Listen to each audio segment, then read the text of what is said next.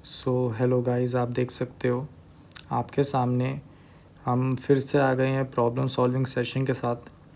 बहुत सारे क्वेश्चंस हैं आज भी, और आज थोड़ा सा मैंने ऑर्डर जो है क्वेश्चंस का वो थोड़ा ऐसा रखा है कि आपको मोटिवेट करे, है ना।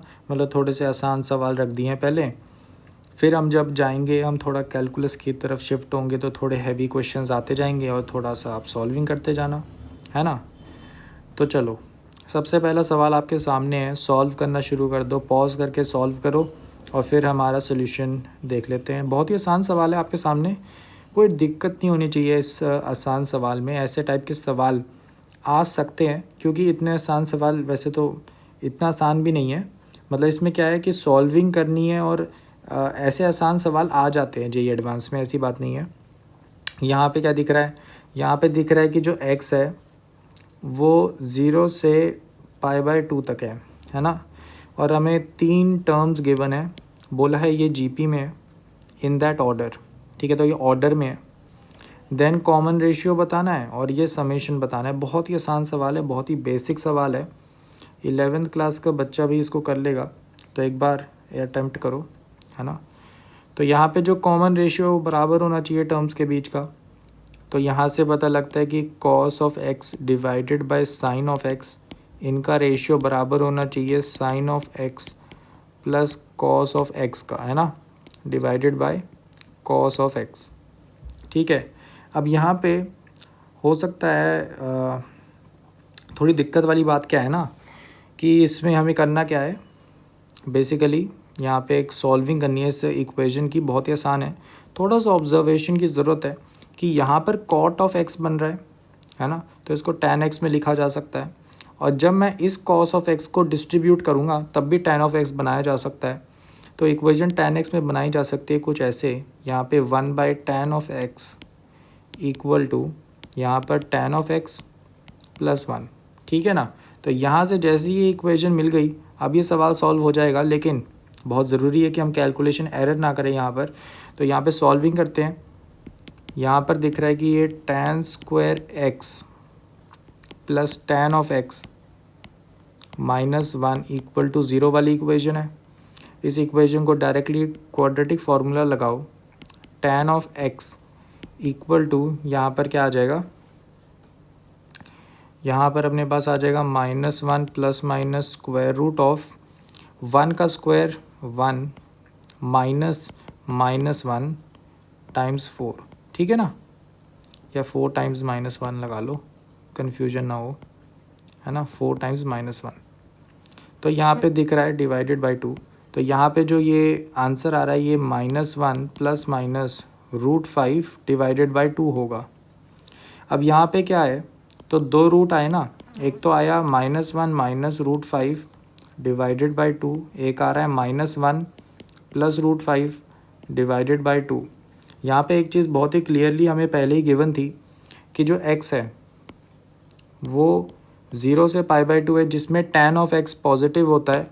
तो यहाँ से दिख जाता है कि ये वाला जो चीज़ है ये चीज़ रिजेक्ट हो जाती है। ठीक है, तो यहाँ पे थोड़ा सा स्पेस इंसर्ट करते हैं। ठीक है, तो यहाँ पे एक ही रूट बचा हमारे पास ये, तो हमारे पास क्या आ गया कि जो tan ऑफ x है उसकी वैल्यू √5 माइनस 1 डिवाइडेड बाय 2 है। ठीक है ना। तो सवाल क्या पूछ रहा था हमसे, कॉमन रेशियो। ठीक है ना, एक बहुत ही सिली एरर यहाँ पे बच्चे क्या कर सकते हैं, सीधा आंसर √5 माइनस 1 ए ऑप्शन लगा देंगे, जो कि गलत है। क्यों, क्योंकि यहाँ पे पूछा है कॉमन रेशियो। कॉमन रेशियो ध्यान रखना, यहाँ पर तुमने देखा था ये तुम्हारा कॉमन रेशियो है R, तो यहाँ पे 1/tan ऑफ एक्स ये तुम्हारा कॉमन रेशियो है, ध्यान से, है ना। बहुत ही सिली एरर हो सकती है यहाँ पर।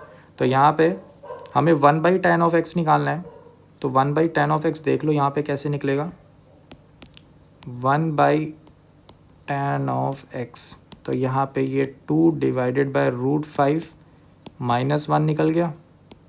रैशनलाइजेशन करोगे, √5 प्लस 1 डिवाइडेड बाय √5 प्लस 1, नीचे क्या बन जाएगा, ये दोनों मल्टीप्लाई होंगे तो क्या बन जाएगा, 4 बन जाएगा। ठीक है, ये 2 यहाँ पे कटेगा तो 2 बच गया।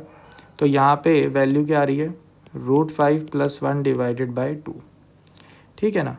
तो कॉमन रेशियो √5 + 1 डिवाइडेड बाई 2 यानी बी ऑप्शन आ रहा है। आई होप सो कि ये सिली एरर आप लोगों ने नहीं करी होगी, बहुत ही सिली एरर्स की चांसेस होते हैं ऐसे छोटे छोटे सवालों में, ठीक है। तो हमने जैसे tan ऑफ x की वैल्यू निकाल ली, अब तो सीधा समेशन पूछ रहा है ना, कि समेशन बता दो। अच्छा, ये जो समेशन है ये इन्फानाइट जीपी है, तो इनका जो डायरेक्ट आंसर है वो a डिवाइडेड बाई 1 - r की फॉर्म का आना चाहिए। r की a की वैल्यू यहाँ पे 1 होगी क्योंकि r 0 से शुरू हो रहा है ना इस समेशन में। तो यहाँ से पता लग जाता है ये 1 divided by 1 - tan of x की वैल्यू पूछ रहा है ना। tan ऑफ x की वैल्यू मैं ऑलरेडी निकाल चुका हूँ, डाल देते हैं। तो यहाँ पे अपने पास 1 डिवाइडेड बाई 1 माइनस यहाँ पे √5 - 1 डिवाइडेड बाई 2, ठीक है। तो यहाँ पे जैसी वैल्यू डालोगे 2 डिवाइडेड बाई यहाँ पर क्या बन गया 3 - √5, ठीक है ना। रैशनलाइजेशन कर देते हैं यहाँ पे 3 + √5 से, तो ऊपर तो आराम से दिख रहा है 3 + √5 बन गया। जो ये नीचे वाली चीज़ है ये दोनों मल्टीप्लाई होके क्या बनाएंगे, ये दोनों मल्टीप्लाई होके बनाएंगे 4, 2 से कटेगा तो नीचे 2 बचेगा, तो यहाँ पे 2 नीचे बच गया ना। तो यहाँ पे जो आंसर है वो 3 + √5 डिवाइडेड बाई 2 होगा, यानी सी ऑप्शन। तो यहाँ से क्लियर हो जाता है इस क्वेश्चन का जो आंसर है करेक्ट वो अपने पास हो जाता है बी और सी ऑप्शंस। आई होप सो कि आप लोगों ने सिली एरर नहीं करी होगी कॉमन रेशियो में, बहुत ही स्लाइट सिली एरर हो सकती थी, ठीक है। तो इसलिए ये एक वार्म अप क्वेश्चन है, बहुत ही केयरफुल रहना चाहिए ऐसे क्वेश्चंस में। तो चलते अपने नेक्स्ट सवाल पे, बहुत ही सिंपल सवाल है अगला भी। यहाँ पे क्या है, नंबर ऑफ़ पॉइंट्स है ऑफ नॉन डिफरेंशिएबिलिटी बतानी है एक फ़ंक्शन की, और यहाँ पे ग्रेटेस्ट इंटीजर फंक्शन का यूज़ हो रहा है, मैक्स फंक्शन का यूज़ हो रहा है, और 0 से 2π के बीच में बताना है। देखो एक बार पॉज लो, इस सवाल को अच्छे से देखो और सॉल्व करो। आसान सवाल है लेकिन देखने में ऐसा लग सकता है कि कुछ वियर्ड सी चीज़ आ गई है ना। अच्छा देखो यहाँ पर डिस्कस करते हैं। देखो क्योंकि ये जो फंक्शन है इसमें सेम ही चीज़ बाहर लिखी है और ग्रेटेस्ट इंटीजर फंक्शन के अंदर लिखी है ना। तो यहाँ से पता लग जाता है मुझे, बस अगर इस ग्रीन वाले फंक्शन को एनालाइज़ कर लो, ये जो अंदर है ना ये ग्रीन वाली चीज़ है, इसको एनालाइज़ कर लूँ तो ये सवाल थोड़ा सा इजी हो जाएगा ना। तो max of sine of x 2x, ठीक है, इसको एनालाइज़ करना है। सिंपल सी बात है, ग्राफ बनाओ, ठीक है। जब भी मैक्स फंक्शन आता है ना, ग्राफ बनाने की प्रैक्टिस रखो, ठीक है। साइन x का ग्राफ क्या है, कुछ ऐसा है 0 से 2π, ठीक है ना। ये 2π पर वैल्यू आ गई, ये पाई पर, ये 0 पर। और तुम्हें एक चीज़ पता है कि y = x वाली जो लाइन होती है वो ऐसे निकलती है, तो ये 2x वाली जो लाइन है ये तो और भी बड़ी स्लोप के साथ निकलेगी, है ना। तो इसका मतलब ये लाइन तो कुछ ऐसे ऊपर जाएगी, है ना। तो इधर साफ दिख रहा है कि फॉर x 0 से 2π आराम से दिख रहा है, ये जो ब्लू वाली हमारी y = 2x वाली लाइन है ये साइन x के ऊपर ही हमेशा, है ना। तो मैक्स में हमेशा यही आएगा। तो इधर से मुझे पता लगा ये जो भी हम सोच रहे थे ना, ये max of sine of x 2x, ये तो भाई हमेशा 2x के बराबर है for x belongs to 0 to 2π। तो ये 2x के बराबर है, तो ये फंक्शन काफ़ी सिंप्लीफाई हो गया। f ऑफ x मेरा क्या बन गया कि भाई ये तो 2x + 2x का ग्रेटेस्ट इंटीजर फंक्शन के बराबर है। सही बात है कि नहीं, ठीक है ना। फिर मेरे पास बात क्या आ गई कि भाई अगर मेरे पास ये फंक्शन मिल गया, मुझे पूछा है नॉन डिफरेंशिएबिलिटी वाले पॉइंट्स बता दो, तो सिंपल सी बात है कि देखो ऐसे सवाल बहुत करे हैं। ये बेचारा मासूम सा 2x बैठा हुआ है, ये वाला कुछ नहीं कहता, ना ही ये नॉन कॉन्टीन्यूटी में है ना ही नॉन डिफरेंशिएबिलिटी, कुछ भी रोल प्ले नहीं करता। सिंपल सा फंक्शन है, कॉन्टीन्यूस है, डिफरेंशिएबल है। लेकिन ये वाला जो ग्रेटेस्ट इंटीजर फंक्शन है ये वाला नॉन कॉन्टीन्यूस होता है इंटीजर पॉइंट्स पे, तो इस पे ही सस्पेक्ट जाता है ज़्यादा ना। तो इधर से पता लग जाता है कि जितने भी इंटीजर पॉइंट्स हैं वहाँ पे कॉन्टीन्यूटी होल्ड नहीं करेगी, तो ऑलवेज सेम हम कह सकते हैं कि डिफरेंशिएबल भी नहीं है वहाँ पर फिर। तो सिंपल सी बात है, इंटीजर पॉइंट्स को गिन लो और आंसर आ गया, है ना। तो 2x था, ठीक है। ग्रेटेस्ट इंटीजर फंक्शन के जो अंदर है, यहाँ पे देखो 2x है, तो इनपुट में 2x डल रहा है। x की जो रेंज है वो 2 पाई से 0 के बीच में है, तो 2x जो है वो 4 पाई से 0 के बीच में है। तो यहाँ पे कितने इंटीजर पॉइंट्स आ गए, गिन लो भाई, कितने इंटीजर पॉइंट्स आ गए, 1 2 3, और क्योंकि ये 12 पॉइंट समथिंग होता है तो यहाँ पे 12 तक जाएगा, ठीक है ना। तो कितने इंटीजर पॉइंट्स है, 12 है, तो 12 points of non continuity non differentiability कह लो। तो आंसर ए ऑप्शन। बहुत ही सिंपल सवाल था ये, है ना। सवाल देखने में थोड़ा घुमाया हुआ है लेकिन है बहुत ही सिंपल, ठीक है ना। चलो नेक्स्ट सवाल, बहुत ही सिंपल, ये वाला सवाल भी सिंपल है।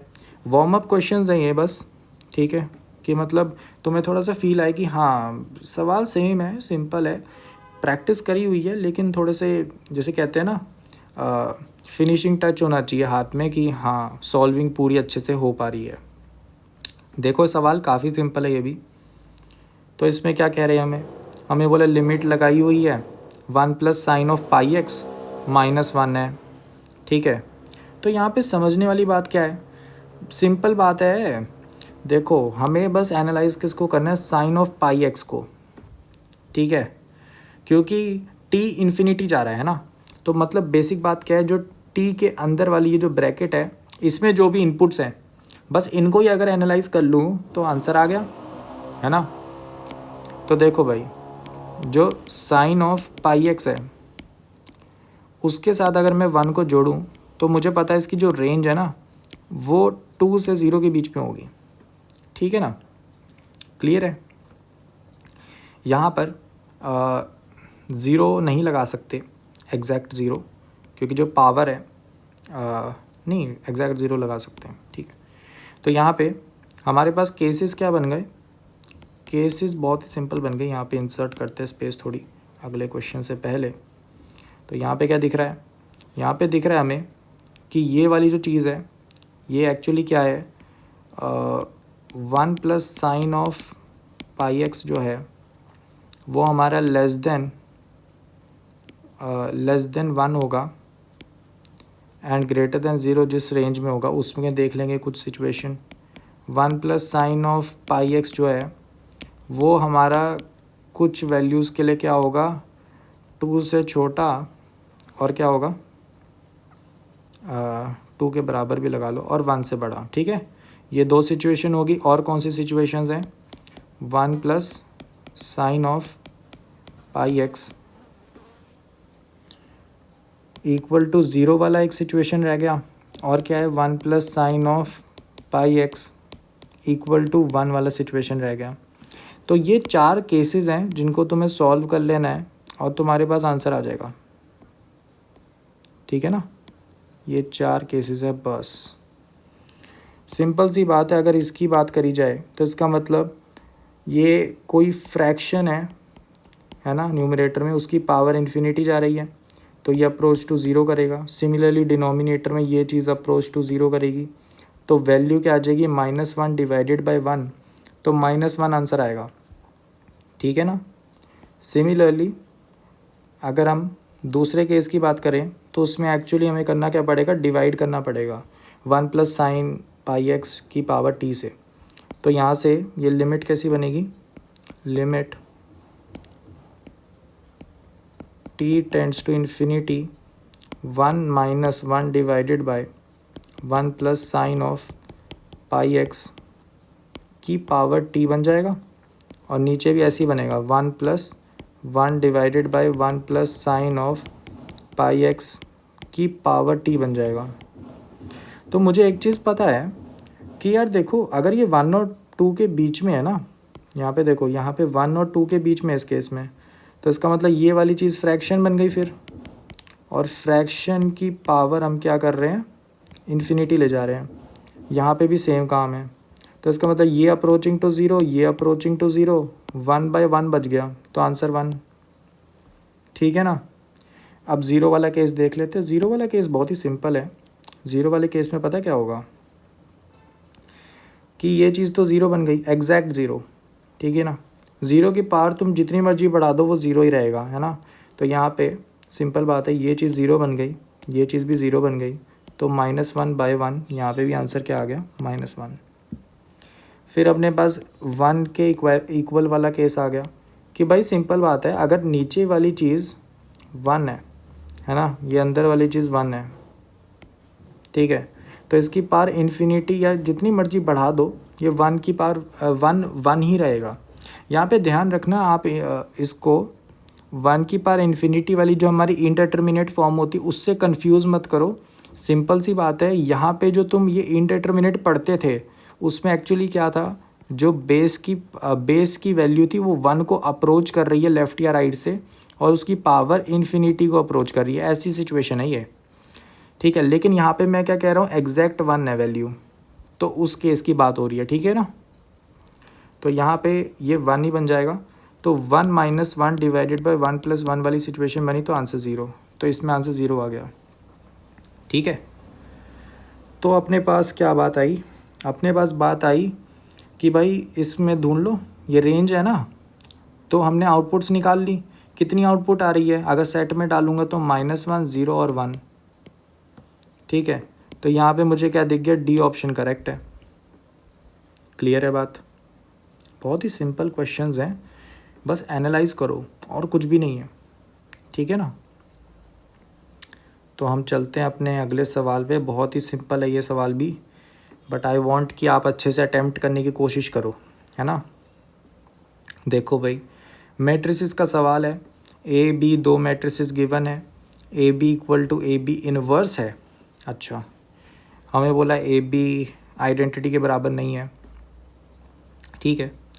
फिर हमें क्या बोला है, हमें बोला है trace of A B plus A B square plus A B cube, ऐसे करते करते ए बी की पावर 48 तक ये ट्रेस निकाल दो। ट्रेस का मतलब क्या होता है, सम ऑफ डायगोनल एलिमेंट्स, ठीक है। बहुत ही आसान सवाल है, ऑब्जर्वेशन बहुत ही ज़रूरी है। पॉज करके ट्राई कर लिया होगा तुम लोगों ने, इसको ध्यान से ऑब्ज़र्व करो। हमें एक चीज़ पता है कि अगर मैं ए बी और ए बी इनवर्स को मल्टीप्लाई करूँ तो आइडेंटिटी आ जाएगा, और मुझे गिवन क्या है कि A B inverse A B के ही बराबर है। तो यहाँ से इसको भी ए बी में अगर ट्रांसफॉर्म कर दूँ, है ना, इस वाली चीज़ को, तो यहाँ से मेरे पास A B into A B बन गया इक्वल टू आइडेंटिटी। तो यहाँ से मेरे पास आ गया कि ए बी का जो स्क्वायर होगा वो आइडेंटिटी बन जाएगा। ये बहुत ही इंपॉर्टेंट रिज़ल्ट है जो हमने निकाला, और इससे ये सवाल बहुत ही जल्दी सॉल्व होगा। देखो कैसे, तो यहाँ पे क्या पता लग गया कि ये सीक्वेंस जो है ना, इसमें ए बी स्क्वायर जो है ये आइडेंटिटी है, और इस ए बी क्यूब को भी मैं देखूँ तो ये क्या है, A B square into A B. अब ए बी स्क्वायर तो आइडेंटिटी है, तो ये तो ए बी के बराबर आ गया। सिमिलरली ए बी की पावर 4 को एनालाइज करो, सिंपल है, A B square into A B square है, दोनों आइडेंटिटी है तो आइडेंटिटी बन गया। तो इधर से रिजल्ट क्या निकला, रिजल्ट ये निकला ए बी की पावर अगर ऑड है तो वो ए बी के बराबर है, और अगर ए बी की पावर इवन है तो वो आइडेंटिटी है, ठीक है। तो बहुत ही सिंपल सी बात क्या निकली, बहुत ही सिंपल सी बात क्या निकली कि अगर ए बी की पावर ऑड है, ए बी की पावर ऑड है, ठीक है, तो वो ए बी के बराबर है, एंड अगर ए बी की पावर इवन है तो वो आइडेंटिटी के बराबर है। समझ आ गई इतनी बात।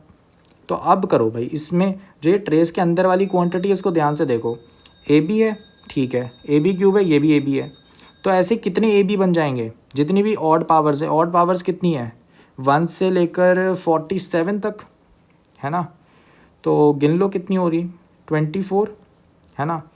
तो इसका मतलब 24 टाइम्स ए बी आ रहा है और 24 टाइम्स आइडेंटिटी बनेगा। इसका ट्रेस निकालना है अब तुमने, बस हो गया सवाल, ठीक है ना। बस ये चीज़ फाइंड आउट कर लो, आंसर आ जाएगा। क्लियर है बात, ठीक है ना। अब हम सॉल्विंग करते हैं ए इंटू बी की। ठीक है ना। ए इंटू बी सॉल्व कर लेते हैं और हो जाएगा सॉल्व, ठीक है ना। सो आई होप सो कि इतना तो क्लियर होगा, है ना। और कुछ कर सकते हैं इस सवाल में। ए इंटू बी, हाँ यहाँ पे मुझे क्या दिख रहा है कि मैं 24 को आराम से बाहर लेके जा सकता हूँ, क्योंकि एक्चुअली होता क्या है, मान लो कोई भी स्केलर अल्फ़ा है ना, और आइडेंटिटी मैट्रिक्स से एग्जांपल ले लेते हैं, इसका ट्रेस निकालना है। तो इसका एक्चुअली मीनिंग क्या होता है, पहले तो एक चीज़ है, ट्रेस जो है वो समेशन में आराम से डिस्ट्रीब्यूट हो जाता है। तो ट्रेस कैसे लगेगा, trace of 24 AB plus trace of AB क्या आएगा, सॉरी ट्रेस ऑफ 24I। तो आप जो स्केलर है उसको निकालेंगे कैसे, स्केलर जो है वो एक मैट्रिक्स के अंदर जब भी मल्टीप्लाई होगा, है ना, तो उसमें ये सारे डायगोनल एलिमेंट्स में आ ही जाएगा, है ना, ऐसे बनेगा ना आइडेंटिटी। तो और बाकी मैट्रिसेस भी सिमिलर ही होंगी। तो यहाँ पे ट्रेस है वो 3 अल्फ़ा आ जाएगा, ठीक है। तो यहाँ पे दिख रहा है कि अगर मैं अल्फ़ा को सीधा बाहर निकाल दूँ तो अल्फ़ा टाइम्स ट्रेस ऑफ आई, ये क्या आएगा कि ट्रेस ऑफ आई तो 3 है और इनटू में अल्फ़ा, तो ये भी 3 अल्फ़ा। तो सिस्टम सही लग रहा है, यहाँ पे टेक्निक सही लग रही है। अल्फ़ा को अगर डायरेक्टली बाहर निकाल लूँ तो कोई दिक्कत नहीं है, ठीक है ना। तो यहाँ पे मैं इसको कह सकता हूँ कि यहाँ पर आंसर जो है वो 24 trace of A B plus यहाँ पे ट्रेस ऑफ आई तो मैं वैसे ही निकाल सकता हूँ 3 है ना। तो ट्रेस ऑफ ए बी निकाल लेते हैं, ठीक है ना। ट्रेस ऑफ ए बी निकाल लो और फिर हमारे पास आंसर आ जाएगा, ठीक है ना। बात क्लियर है। तो अब हम क्या करें, तो यहाँ पे ट्रेस ऑफ ए बी निकालने का तरीका क्या है कि मेरे को सिर्फ डायगोनल एलिमेंट्स निकालने हैं। क्लियर है ना बात, सिर्फ डायगोनल एलिमेंट्स निकालने हैं और उधर से मेरे को पता लग जाएगा कि क्या है ना। तो डायगोनल एलिमेंट्स कैसे निकालेंगे, जो ए इंटू बी है, देखो ए इंटू बी है, ए बी को लिखूँ, ए और बी, ए क्या है 207 207 010 010 1 माइनस 2 1, यहाँ पे b कितना बन गया minus x 14x 7x 010 and x minus 4x and अपने पास क्या आएगा माइनस 2x, ठीक है। तो इसको मल्टीप्लाई करना है, सिर्फ डायगोनल एलिमेंट्स निकालने हैं। तो पहला जो एलिमेंट होगा उसको कैसे निकालूंगा, ये सिर्फ डायगोनल एलिमेंट्स निकालने हैं मुझे। तो जो पहला एलिमेंट आएगा वो तो सीधा पहली रो पहला कॉलम, तो यहाँ से -2x, ठीक है। पहला एलिमेंट क्या आ गया -2x प्लस 7x, तो ये मेरे पास 5x आ रहा है। फिर मेरे पास क्या गिवन है, फिर मेरे पास है फिर मेरे पास क्या आएगा, फिर मेरे पास आ रहा है कि अगर मैं जो सेकंड कॉलम है और सेकंड रो है ना, उसको सेकंड रो और सेकंड कॉलम को करूँगा तो मेरे पास मिडिल वाला एलिमेंट आएगा। तो सेकंड रो और सेकंड कॉलम को मैंने करा तो यहाँ पे 1 आ रहा है, ठीक है ना। और मैंने अगर थर्ड रो को और थर्ड कॉलम को करा तो मेरे पास आएगा 7x माइनस 2x, ठीक है ना। तो ये भी 5x आ रहा है। तो यहाँ पे जो ट्रेस है वो मेरे पास 10x प्लस 1 आ रहा है, ठीक है ना। x की वैल्यू निकालनी पड़ेगी, x की वैल्यू कैसे निकालोगे, यहाँ पे एलिमेंट्स लिख देता हूँ ना, यहाँ पे 1 बन रहा है, यहाँ पे 5x बन रहा है, यहाँ पे भी 5x बन रहा है। और क्या है, अभी भी x की वैल्यू तो हमें निकालनी पड़ेगी ना। चलो और एलिमेंट्स भी निकालने पड़ेंगे फिर मेरे हिसाब से। तो और क्या एलिमेंट्स आएंगे, ट्वाइस, तो ये क्या बन रहा है, 0 बन रहा है ना, दूसरा एलिमेंट। ठीक है, फिर अपने पास क्या बन रहा है, 14x माइनस 14x, ये भी 0 बन रहा है। और ये क्या आ रहा है, ये तो 0 आ रहा है, फिर हमने निकाल लिया था, फिर ये भी 0 आ रहा है। यहाँ पे क्या आ रहा है, माइनस एक्स प्लस एक्स, तो ये भी 0 है। और जो ये वाला है इसमें अपने पास आएगा, इसमें कुछ आ रहा है, इसमें अपने पास आएगा, यहाँ पे थर्ड रो और सेकंड कॉलम है ना, तो 14x माइनस 10x माइनस 2, ठीक है ना, ये अपने पास आ गया। अब क्या करना है, x की वैल्यू निकालनी है मुझे, ये मेरा ट्रेस है, ठीक है ना, ए बी का ट्रेस जो है मेरे पास ये आया है। अच्छा, मेरे को क्या निकालना है, x की वैल्यू निकालनी है ना। देखो x की वैल्यू बहुत आसानी से निकाली जा सकती है, यही जो हमारे पास ओरिजिनली गिवन था, इसमें डिटर्मिनेंट लो तो तुम्हें क्या मिलेगा। एक चीज़ तो मुझे पता थी कि ए बी का जो स्क्वायर है वो आइडेंटिटी है, तो ए बी का जो डिटर्मिनेंट का स्क्वायर है वो भी 1 के बराबर है। तो ए बी का डिटर्मिनेंट या तो 1 होगा या फिर -1 होगा। मुझे पता है ए बी आइडेंटिटी के बराबर नहीं है, तो इसको अगर मैं यूज़ करूँ तो ए बी का जो डिटर्मिनेंट है वो मतलब बराबर नहीं है 1 के, तो इसका मतलब -1 के बराबर होगा। तो ए बी का डिटर्मिनेंट -1 है, इसको यूज़ करते हैं। तो यहाँ पे इस मैट्रिक्स का डिटर्मिनेंट -1 है, तो डिटर्मिनेंट लो, डिटर्मिनेंट लोगे 5x फर्स्ट रो में ले लो, तो 5x यहाँ पे डायरेक्टली क्या आएगा, 5x, हाँ ये इक्वल टू -1 है, ठीक है ना, यही चीज़ हुई, क्लियर है ना। कुछ गड़बड़ हो गई क्या हमसे,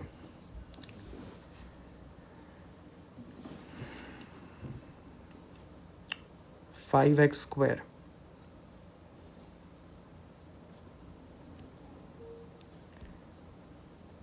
जो मल्टीप्लिकेशन करी है यहाँ पे, ठीक है, पहले एलिमेंट की ठीक लग रही है मल्टीप्लिकेशन, इधर 1 ही आएगा, और लास्ट एलिमेंट की क्या है, ठीक है। तो हमारे पास जो डिटर्मिनेंट है एक्स स्क्वायर इक्वल टू -1/25 आ रहा है क्या, यहाँ पे क्वेश्चन में कुछ गड़बड़ है क्या। x जो है हमारा वो क्या है,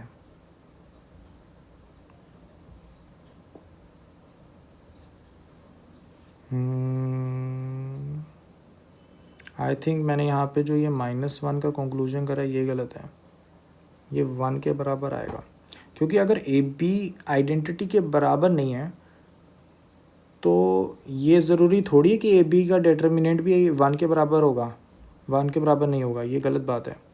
यहाँ दोनों केसेस रहेंगे, और क्योंकि यहाँ पे दिख रहा है अगर -1 रख रहा हूँ तो x रियल नहीं है, तो यहाँ से पता लग गया कि जो यहाँ पे -1 की जगह सिर्फ 1 आएगा, +1, तो यहाँ पे x की जो वैल्यूज़ हैं वो 2 आ गई, 1/5 और -1/5, ठीक है ना। तो मतलब दोनों ही वैलिड लग रहे हैं। अब देखते हैं ऑप्शंस में क्या है, हो सकता है ऑप्शन से हो रहा हो। तो x की वैल्यू 1/5 रखूँगा तो यहाँ पे ट्रेस क्या बन गया, 3 बन गया, और -1/5 रखूँगा तो क्या बनेगा, -1/5 तो -1 बन जाएगा, ठीक है ना। एक बार 3 बनेगा, एक बार -1 बनेगा। आंसर हमारा क्या था, ये था ना, तो यहाँ पे 24 अगर मैंने 3 रख दिया तो एक तरफ अगर 3 रखा तो 6 टाइम्स 24 बनेगा, और एक तरफ अगर मैंने -1 रख दिया तो ये 2 टाइम्स 24 बनेगा। तो दोनों में से कौन सा है ऑप्शंस में, तो यहाँ पे तो 48, यहाँ पे क्या बन रहा है 4, 2 टाइम्स 144, ठीक है ना। तो सी ऑप्शन ही होगा इसका करेक्ट आंसर। देखो मेरे को कोई रिजेक्शन नहीं मिला यहाँ पर, मैंने सारे एलिमेंट्स देख लिए, जो भी कंडीशंस हमें गिवन थी सब में देख लिया, ये 2 वैल्यूज़ होल्ड कर ही रही हैं, है ना, एक्स की।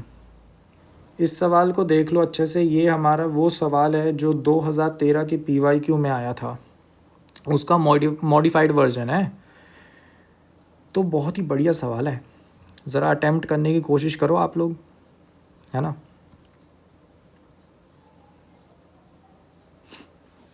तो देखो भाई, इसको समेशन को ज़रा लिख के देखते हैं। के की वैल्यू पहले 0 है, तो यहाँ पे सबसे पहले तो ये सीरीज़ देखो, ये जो सीरीज़ है ना, इसको देखो, ये इसका सीरीज़ का पैटर्न बड़ा अच्छा है। अगर के को 1 डालोगे, है ना, के को 1 डालोगे तो क्या बन रहा है यहाँ पे। अच्छा सीरीज़ लिख लेते हैं ना, के इक्वल टू 0 पे लिखते हैं, के इक्वल टू 0 आएगा ना सबसे पहले, तो आर 0 से 0, तो मतलब आर इक्वल टू 0 वाला ही केस है। -1 की पावर यहाँ पर क्या आएगा, 0 टाइम्स 0 प्लस 1, ठीक है, 0 टाइम्स 0 प्लस 1। अच्छा यहाँ पे एक चीज़ बड़ी अच्छी है, तुमने अगर ध्यान से देखी हो, इसको मैं बाहर लेके जा सकता हूँ, ठीक है ना, मतलब ये आर पे चल रहा है ना समेशन, तो उसको बाहर ले जाओ, -1 की पावर के टाइम्स के प्लस 1/2, और हमारे पास बन रहा है समेशन आर इक्वल टू 0 से के 16 CR, ठीक है ना, के इक्वल टू 0 से 15। तो यहाँ पे मुझे दिख रहा है कि इसको कैसे सॉल्व कर सकते हैं, बताओ। किसी के तक हम समेशन को लेकर जा रहे हैं, ठीक है ना, किसी के तक लेकर जा रहे हैं। तो अगर के की वैल्यू 0 है तो ये क्या बनेगा, के इक्वल टू 0 पे क्या बनेगा कि 16C0, के की वैल्यू 1 के लिए क्या बनेगा, 16C0 प्लस 16C1, ठीक है। फिर के इक्वल टू 2 के लिए क्या बनेगा, 16C0 16C1 16C2, और बाहर भी ये वाला जो के है उसकी वैल्यूज़ भी कॉरेस्पॉन्डिंग लिख देते हैं। के इक्वल टू 0 पे क्या आएगा, के इक्वल टू 0 रखोगे तो -1 की पावर 0, वो तो 1 बन जाएगा, ठीक है ना, इवन है। फिर अपने पास क्या आ गया, के इक्वल टू 1 रखोगे तो 1 प्लस 2 डिवाइडेड बाई 2, तो ये ऑड बन गई पावर ना, तो -1 आएगा। फिर के इक्वल टू 2 पे तुमने देखा तो क्या आ रहा है, के इक्वल टू 2 पे देखोगे तब भी -1 आएगा। के इक्वल टू 3 लिख लेते हैं ना एक बार, ठीक है। तो 16C0 plus 16C1 plus 16C2 plus 16C3, यहाँ पे के इक्वल टू 3 के कॉरेस्पॉन्डिंग क्या आ रहा है, 3 टाइम्स 4 डिवाइडेड बाई 2, तो ये इवन आ रहा है और पावर ना, ये 1 बन जाएगा। फिर के इक्वल टू 4 पे देखते हैं, पैटर्न एनालाइज करने की कोशिश कर रहा हूँ मैं, ठीक है ना। यहाँ पे 16C0 plus 16C1 plus 16C2 plus 16C3 plus 16C4, तो यहाँ पे 4 रखने पे, हाँ यहाँ पे 1 बन गया। फिर के इक्वल टू 5 पे ये बन जाएगा -1, के इक्वल टू 5 पे ये बनेगा 16C0 16C1 16C2 16C3 16C4 and 16C5। तो यहाँ पे पैटर्न बहुत ही साफ साफ दिख रहा है। कैसा पैटर्न है, पैटर्न ये कह रहा है कि हर 4 के ग्रुप में, है ना, ये 4 के ग्रुप में कैसा पैटर्न चलेगा, 1 -1 -1 1, और यही रिपीट हो रहा है, ठीक है ना। तो यहाँ पे मुझे बस ये दिख रहा है कि ये मल्टीप्लिकेशन में है ना, तो ये समेशन मल्टीप्लाई विद दिस है 1, ये समेशन मल्टीप्लाई है विद दिस -1, और ये समेशन मल्टीप्लाई है विद दिस -1, ये समेशन मल्टीप्लाई है विद दिस 1। तो इससे 3 के पैटर्न में मुझे क्या दिख रहा है कि जो 16C0 है ना, वो बेचारा देख रहा है कि मैं पहले पॉजिटिव बना तो यहाँ 16C0 पॉजिटिव +1 था, यहाँ पे -1 हुआ तो ये दोनों कट गए, ठीक है। फिर मैंने देखा अगले 2 में ये दोनों कट गए, ठीक है। फिर मैंने क्या देखा, मैंने देखा पहले 4 के ग्रुप में ये हो गया। फिर उसके बाद मैंने क्या देखा कि भाई मेरे को बस ये देखना है कि फाइनल जब मैं के को 15 तक लेके जाऊंगा तो क्या हो रहा होगा, ठीक है ना। तो मुझे बस इतना पता लग रहा है 4 के ग्रुप में C0 वाला कट गया है ना, तो अगले 4 में भी कट जाएगा, मतलब k इक्वल टू 6 और k इक्वल टू 7। 4 से लेके 7 तक के ग्रुप में 16C0 फिर 4 बार कट गया है ना। तो ऐसे ही ये कटता जाएगा 8 9 10 11 12 13 14 15। तो यहाँ क्या दिखा, 4 का ग्रुप ये हो गया, ये 4 का ग्रुप हो गया, ठीक है बात। तो मुझे क्या दिखा, मुझे ये दिखा भाई 16C0 आंसर जो रिजल्टेंट समेशन होगा उसमें 16C0 तो नहीं आने वाला, ठीक है ना। अब 16C1 को एनालाइज़ करो। 16C1 को मैंने कैसे एनालाइज़ किया कि देखो भाई स्टार्टिंग बेचारी की कहाँ से हो रही है, यहाँ से हो रही है। यहाँ पे नेगेटिव से साथ मल्टीप्लाई हो रखा था पहले, फिर नेगेटिव से मल्टीप्लाई हुआ और यहाँ पे ये देख रहा है ये दोनों कट गए, ठीक है ना, क्लियर है।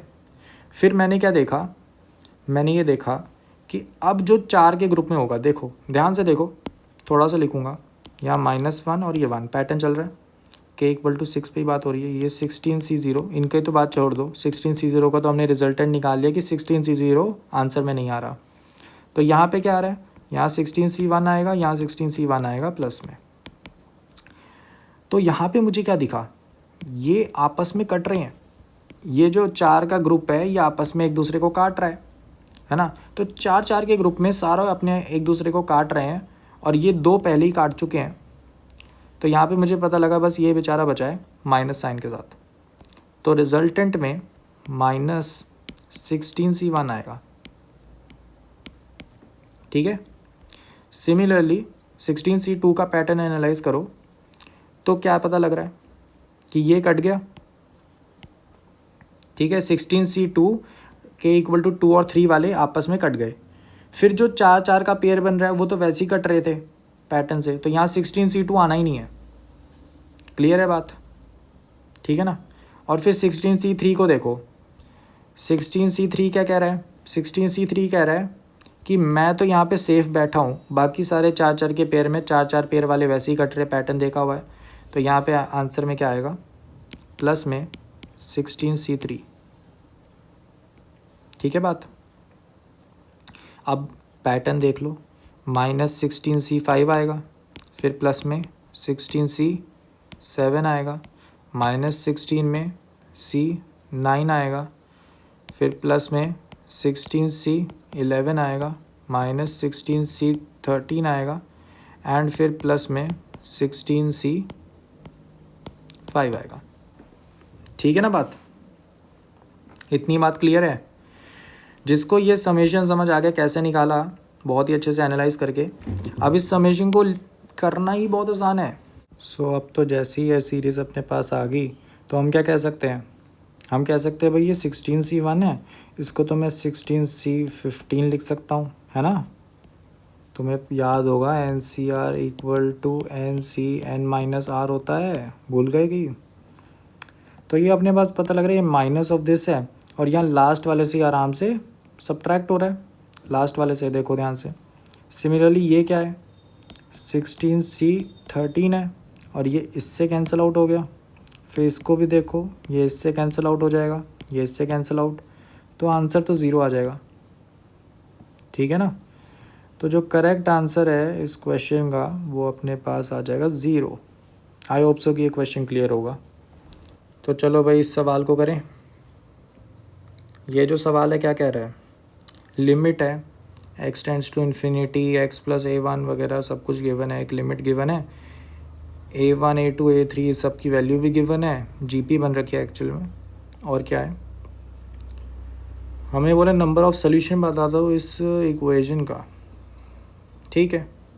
तो लिमिट सॉल्व करो पहले, तो limit x tends to infinity, यहाँ पे x + a1 x + a2 x plus a three x यहाँ पे और dot dot dot x plus a n की पावर 1/n माइनस एक्स। यहाँ पे तुम ऑब्ज़र्व करोगे कि कौन सी फॉर्म है ये। तो सिंपल सी बात है, x काफ़ी बड़ा है a1 से, तो यहाँ पे x ही लिख लो, है ना।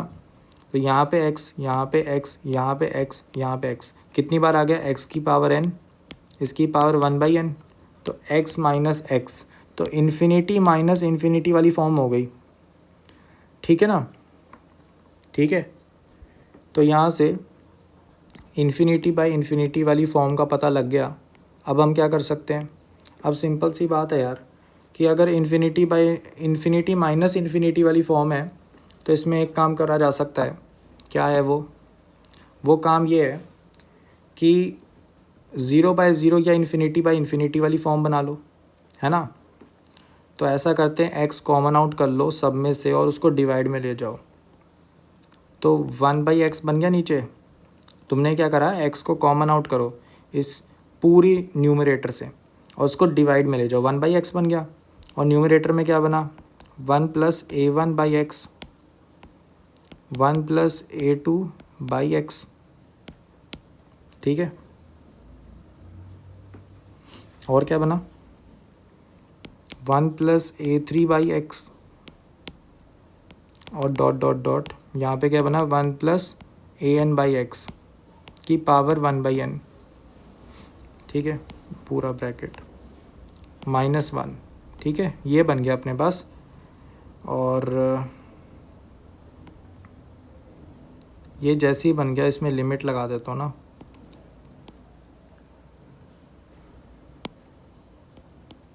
Limit x tends to infinity, ठीक है ना बात। तो अपने पास ये अब 0/0 वाली फॉर्म बन चुकी है, ठीक है। अब इसको डिफ्रेंशिएट करने की फ़िलहाल तो मत सोचना, क्योंकि डिफ्रेंशिएट करने से कोई फ़ायदा लग तो नहीं रहा है मुझे। तो हम क्या कह सकते हैं कि ये जो पॉलिनोमियल है, इसकी टर्म्स लिख के दिखाओ मुझे। क्या लिखूँगा, 1 plus a1 plus a2 plus a3 an 1/x plus और फिर sum of 2 1/x² plus dot dot dot, ऐसे चलेगा ना। इस पूरे की पावर 1/n हो रखी है, तो यहाँ पे बायनोमियल अप्रॉक्सीमेशन लगाओ सिंपल पावर की। तो ये अप्रॉक्सीमेटली तुम कैसे कह सकते हो कि ये 1 प्लस a1 प्लस a2 ऐसे डॉट डॉट an तक डिवाइडेड बाय x और n आ जाएगा ना पावर, तो ये अपने पास बन गया, ठीक है ना। बायनोमियल अप्रॉक्सीमेशन लगानी है इस पे बस। तो तुमने जैसे ये लगाया, लिमिट क्या बना, 1 plus a1 plus a2 plus a3 plus dot dot dot an divided by nx -1 divided bye 1/x। -1 को 1 से तुमने सब्ट्रैक्ट किया, x को x से काट दिया, तो लिमिट हो गई सॉल्व, है ना, लिमिट हो गई सॉल्व। तो यहाँ पे आंसर क्या आया कि जो ln है ना तुम्हारा, वो एक्चुअली क्या है, अरिथमेटिक मीन है इन सब का, ठीक है ना, an डिवाइडेड बाय n है। क्लियर है बात, इतनी सॉल्विंग तुम कर पाए हो। ये बायनोमियल अप्रॉक्सीमेशन वाली बात समझ लग गई, ये बहुत ही सिंपल है।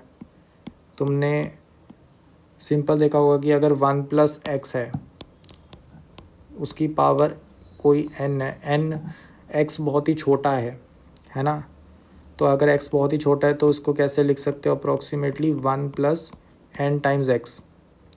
यही वाली चीज़ यहाँ पे करी है, ठीक है, बहुत ही सिंपल है। तो यहाँ से ln की वैल्यू निकल गई। अब जैसे ये l की वैल्यू निकली तो n मल्टीप्लाई करके लिमिट लगानी है, तो ठीक है, ये जो नीचे n है इसको लेफ्ट हैंड साइड लेके जाओ और लिमिट लगा दो, ठीक है। तो यहाँ पे स्पेस देते हैं, तो यहाँ पे तुमने n टाइम्स ln यहाँ पे लिमिट लगाई एन टेंड्स टू इन्फिनिटी, तो यहाँ पे सीरीज़ क्या बन जाएगी, सीरीज़ बन गई तुम्हारी कि भाई 1/4 से शुरुआत होगी, 1/4²। और क्योंकि इन्फिनिटी तक जा रहा है एन की, आप एन को इन्फिनिटी लेके जा रहे हो तो यहाँ पे इन्फिनिटी तक जा रहा है, ठीक है। तो यहाँ पे डायरेक्टली आंसर क्या आएगा, 1/4 डिवाइडेड बाय 1 माइनस 1/4, 1/3 आ गया, ठीक है। अब हमें इस इक्वेशन को सॉल्व करना है। तो हमारे पास जो ग्राफ है क्या है, x माइनस 1/x और साथ में 1/3 is equal to ln of x का मॉडुलस, ठीक है। ये अपने पास, आप कैसे सॉल्व करोगे, इसके नंबर ऑफ सोल्यूशन बताने हैं। बहुत सिंपल है, ln ऑफ x का ग्राफ बना दो, ln ऑफ x का ग्राफ। और एक चीज़ बहुत इंपॉर्टेंट है कि ये चीज़ पॉजिटिव है तो ये चीज़ भी पॉजिटिव होनी चाहिए। और पॉजिटिव होने के लिए हमें क्या पता लगा कि x minus x greater than 0, तो यहाँ से निकला कि जो x² है वो ग्रेटर देन 1 होना चाहिए। दिस मीन्स जो x है वो ग्रेटर देन 1 होना चाहिए, ठीक है ना, क्लियर है, ठीक है बात। क्योंकि यहाँ पे देखो ये x² जो नीचे डिनोमिनेटर में x है ना, जब एलसीएम लोगे तो x तो पॉजिटिव ही होगा क्योंकि यहाँ इक्वेशन में ln ऑफ x लिखा है, तो x को पॉजिटिव बाय डिफ़ॉल्ट डेफिनेशन ही होना पड़ेगा, ठीक है ना, तो वो इसलिए कंसीडर नहीं किया। तो ये आ गया, तो ये जैसे ही आया हमें क्या करना है, सिंपल ln ऑफ x का जो ग्राफ है मॉडुलस लगाने पे भी उसका जो ग्राफ है x ग्रेटर देन 1 पे 1 से शुरू होके कुछ ऐसा जाएगा, ठीक है ना। वैसे तो ये ऐसे नीचे भी जाता है लेकिन हम 1 के बाद की बात कर रहे हैं तो ऐसे जाएगा, है ना। और ध्यान रखना modulus of ln of x है, मतलब ये वाला फ्लिप होगा ऊपर, ऐसे कुछ होगा। लेकिन क्योंकि हम 1 के पीछे वाले की बात नहीं कर रहे, 1 से आगे वालों की बात कर रहे हैं, तो सीधा देखेंगे, ठीक है। दूसरी बात अपने पास आई इस ग्राफ के बारे में, ये बहुत ही इंटरेस्टिंग ग्राफ है, बहुत इंटरेस्टिंग। अभी तुम्हें असली खेल पता लगेगा AOD क्यों पढ़ते हैं। देखो ध्यान से, ln ऑफ x तो मैंने सीधा बना दिया, और अगर तुम ऑब्जर्व करोगे यहाँ पर, ठीक है, यहाँ पर तुम ऑब्जर्व करोगे x को अगर 1 डालोगे तो 0 बन रहा है। तो यहाँ पे ये पता लगा ये जो मेरा ग्रीन वाला ग्राफ है वो भी स्टार्ट यहाँ से 1 पे, दोनों का सेम सोल्यूशन आ रहा है 0, दोनों 0 हो रहे हैं ना x इक्वल टू 1 पे। तो ये पता लग रहा है मुझे, यहाँ पे इक्वल टू लगा लो, ठीक है, क्योंकि बराबर भी हो सकता है ना, 0 भी हो सकता है। तो x इक्वल टू 1 पे एक सोल्यूशन तो मिल गया मेरे को। अब मुझे बस ये देखना है कि ये जो हरा वाला ग्राफ है ये कैसे बिहेव कर रहा है, और फिर मेरे पास आंसर निकलेगा, ठीक है ना। तो यहाँ एक फंक्शन लेट करते हैं, 1/3 x² minus 1 divided by x, ठीक है ना। वैसे तो अलग लिखोगे कोई फ़र्क नहीं पड़ेगा, ठीक है। ये आ गया। अब इसमें डेरिवेटिव कर दो, f डैश ऑफ x क्या आ गया, 1/x 1 minus 1/3 1 minus 1 plus x²। तो इसकी स्लोप तो पॉजिटिव आ गई, ठीक है ना, इसकी स्लोप पॉजिटिव आ गई। तो इसका मतलब ये भी एक इंक्रीजिंग है फंक्शन, x ग्रेटर देन 1 के लिए तो साफ़ ही दिख रही है, तो ऑलवेज इंक्रीजिंग फंक्शन है। एंड यहाँ पे बस मुझे अब क्या देखना है कि ये इंक्रीजिंग तो है, ठीक है, बट इसकी स्लोप कैसे चेंज हो रही है, ठीक है ना। तो यहाँ पे मुझे अगर ln ऑफ x का ग्राफ जो है उसको भी थोड़ा सा यहाँ पे देखना पड़ जाए, तो यहाँ पे इसका जो डेरिवेटिव है, क्योंकि ln ऑफ x जैसा बिहेव कर रहा है तो 1/x, तो ये इसका डेरिवेटिव हो गया x ग्रेटर देन 1 के लिए, ये भी पॉजिटिव है ना, बल्कि ग्रेटर देन नहीं, इसकी जो स्लोप है वो हमेशा क्या है, इसकी स्लोप हमारी x ग्रेटर देन 1 के लिए ये हमेशा लेस देन 1 है, लेकिन ऑलवेज पॉजिटिव है, ठीक है। तो इसका मतलब इसकी स्लोप जो है 1 से छोटी रहेगी हमेशा, ठीक है, क्लियर है, ओके। फिर अपने पास बात आती है डबल डेरिवेटिव की, या फिर अगर तुम डबल डेरिवेटिव पे नहीं जाना चाहते तो तुम ऐसा करो, वैल्यूज़ डाल के देखो, ठीक है। तो यहाँ पे मुझे ऐसा करना पड़ेगा, डबल डेरिवेटिव वैसे करके देखते क्या आ रहा है। यहाँ पे एफ डैश ऑफ एक्स को अगर मैं देखूँ, F double dash of x को, तो ये मेरे पास आएगा 1/3, तो ऐसा ही है। यहाँ पे क्या बन गया, एक्स की पावर -2 था, तो -2 डिवाइडेड बाय एक्स की पावर -3, तो ये 3 बन गया। तो ये आ रहा है एक्स ग्रेटर देन 1 के लिए ये हमेशा एक नेगेटिव वैल्यू है, मतलब इसकी स्लोप डिक्रीजिंग है। सिमिलरली अगर तुम ln ऑफ एक्स का भी देखोगे ना, तो -1/x², तो इसकी स्लोप भी डिक्रीजिंग है, मतलब इसकी स्लोप कम होती जा रही है, ठीक है। एंड इस वाले ग्राफ की भी स्लोप कम होती जा रही है, ठीक है ना। अब बस मुझे क्या देखना है, मुझे बस ये देखना है कि ln ऑफ एक्स का जो स्लोप कम हो रहा है, ठीक है। पहले तो इनकी स्लोप क्या है, एफ डैश ऑफ 1 की अगर मैं वैल्यू बात करूँ, एफ डैश ऑफ 1 मतलब 1 पे जो इसकी स्लोप है क्या है, 1 पे इसकी स्लोप है 2/3, और ln ऑफ एक्स वाले की अगर मैं बात करूँ तो 1 पे इसकी स्लोप है 1। तो ln ऑफ एक्स जो है ना, इसकी स्लोप जो है वो थोड़ी सी स्टार्टिंग में बड़ी थी, ठीक है। x plus x minus 1/x की स्लोप इतनी बड़ी नहीं थी, उसकी स्लोप पहले क्या थी 2/3, ठीक है ना। स्टार्ट पता लग गया। अब मुझे बस ये देखना है किसकी स्लोप ज़्यादा डिक्रीज़ कर रही है। अगर ln ऑफ एक्स की स्लोप ज़्यादा डिक्रीज़ कर रही होगी, है ना, तो इधर से क्या पता लगेगा कि वो फिर से कट ना कर दे, ठीक है। तो यहाँ से 1 पे सोल्यूशन तो है ही है। अब मुझे बस ये देखना है कि ये कैसे डिक्रीज़ कर रहा है, मतलब ये डिक्रीज़ करते करते ऐसे क्रॉस कर जाएगा क्या, या फिर वो ऐसे डिक्रीज़ करते ऐसे रहेगा और ये वाला ऊपर, तो कोई इंटरसेक्शन नहीं होगा, बस ये देखना है मेरे को, ठीक है ना। तो यहाँ पे F double dash of x जो है वो मेरा for all x less than 0 है, एंड एक्स जैसे जैसे बढ़ रहा है, यहाँ पे क्यूबिक है बात ना। तो यहाँ पे मैं देख लेता हूँ दोनों को, एक है हमारे पास -2/3x³, एक है हमारे पास 1/x, दोनों का डिफरेंस ले लेते हैं। लेट से मैं कहूँ कि भाई ये वाला जो चीज़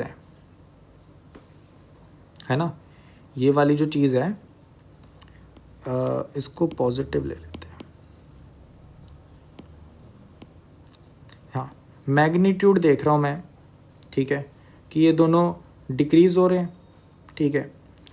तो इसका मतलब कि अगर ये जो F double dash of X है, इसका जो मैग्नीट्यूड है अगर वो ज़्यादा हुआ, तो इसका मतलब क्या होगा कि ज़्यादा डिक्रीज़ करेगा, है ना। तो यहाँ पे 2/3x³ ये मैग्नीट्यूड हो गया F double dash of x, और यहाँ पे इसका मैग्नीट्यूड क्या आएगा 1/x²।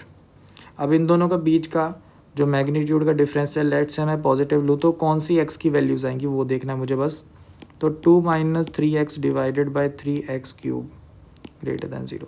तो यहाँ पे मुझे क्या दिख रहा है, मुझे दिख रहा है कि अगर इसको ग्रेटर दैन 0 होना है, तो यहाँ डिनोमिनेटर में पहली बात तो मैं x ग्रेटर दैन 1 की बात कर रहा हूँ, ठीक है। तो अगर मैं x ग्रेटर दैन 1 की बात कर रहा हूँ, तो मुझे दिख रहा है, इसको अगर हटाओ तो ये मुझे दिख रहा है कि ये वाली जो क्वांटिटी है नीचे तो पॉजिटिव है, ऊपर हमेशा नेगेटिव बनेगा क्योंकि x ग्रेटर दैन 1 है, तो ये हमेशा नेगेटिव, तो ये ओवरऑल क्वांटिटी नेगेटिव है। इसका मतलब ये वाली जो क्वांटिटी है ये एक्चुअली मैग्नीट्यूड में छोटी है और ये वाला मैग्नीट्यूड ज़्यादा बड़ा है। इसका मतलब ln ऑफ x ज़्यादा तेज़ी से डिक्रीज़ करेगा और ये वाला स्लोली डिक्रीज़ करेगा, तो इसका मतलब ये दोनों आपस में कट होंगे समवेयर हेयर, ठीक है। तो इस क्वेश्चन का जो आंसर है वो 2 पॉइंट्स आएंगे, x = 1 और ये, ठीक है।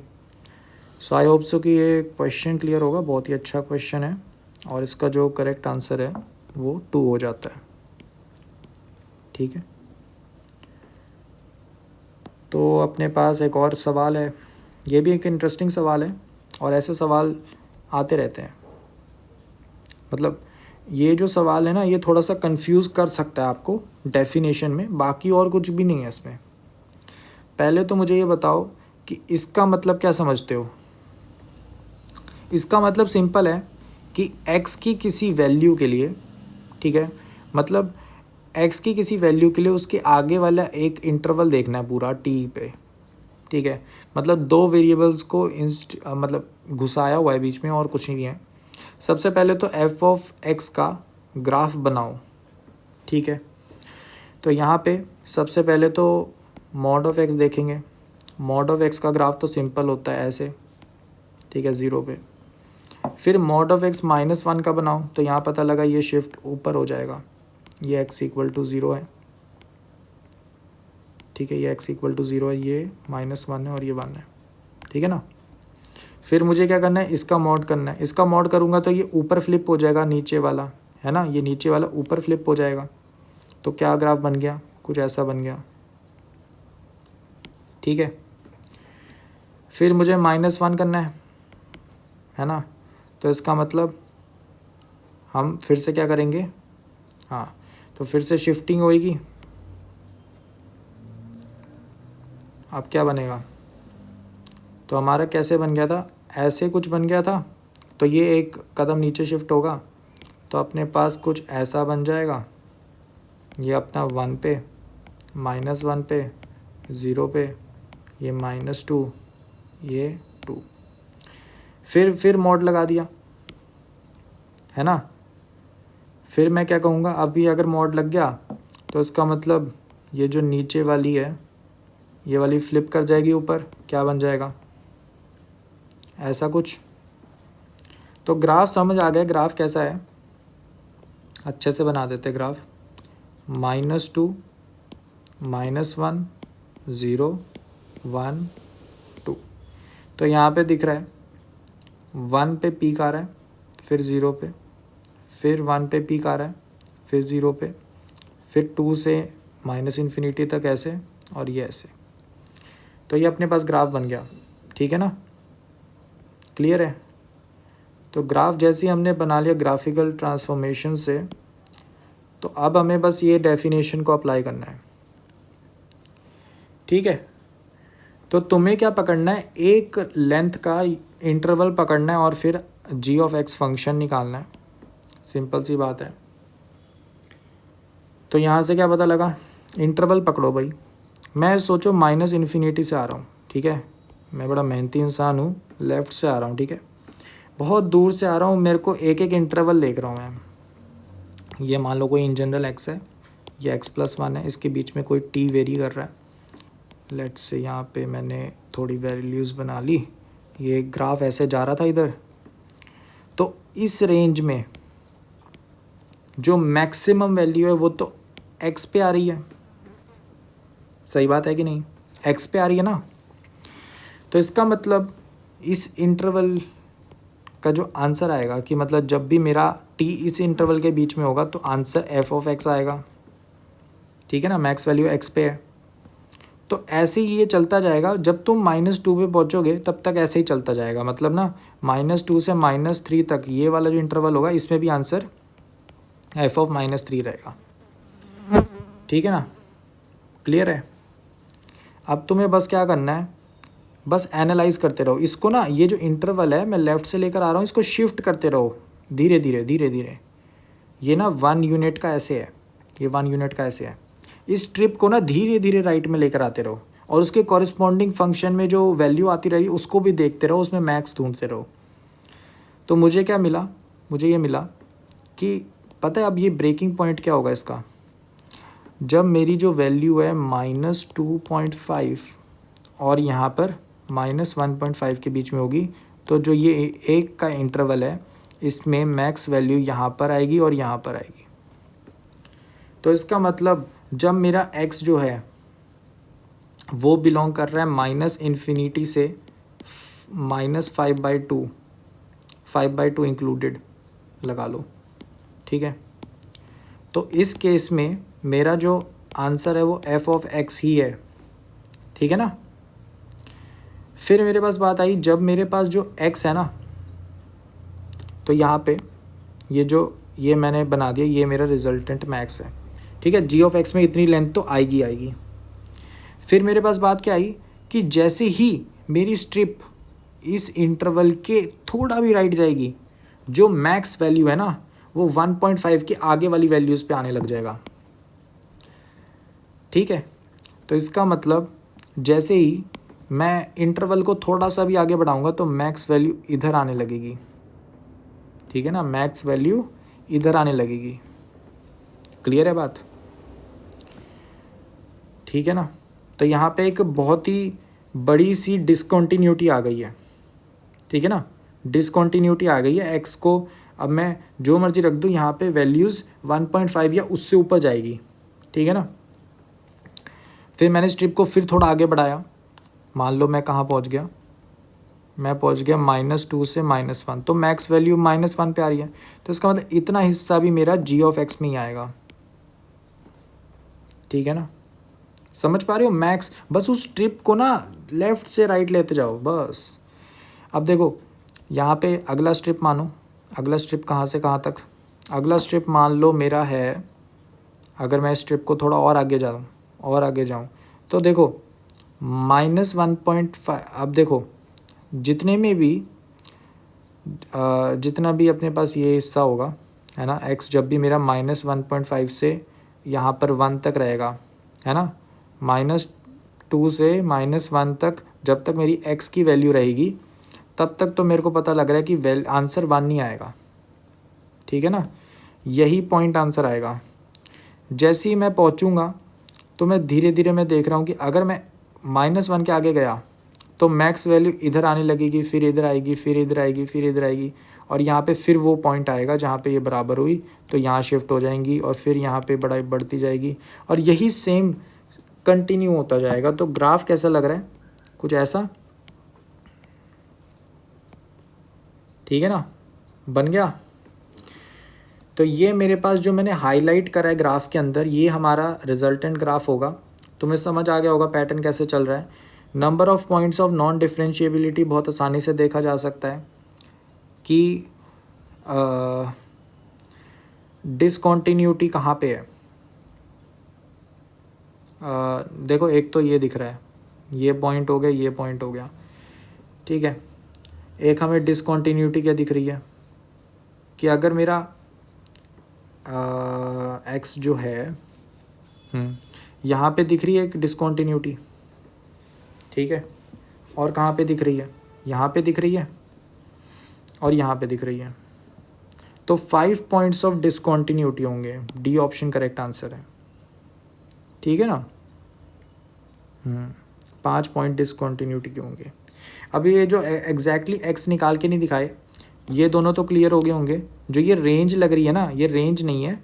यहाँ पे एक्स की वैल्यू थोड़ी सी भी चेंज होगी ना तो वो आगे बढ़ जाएगा।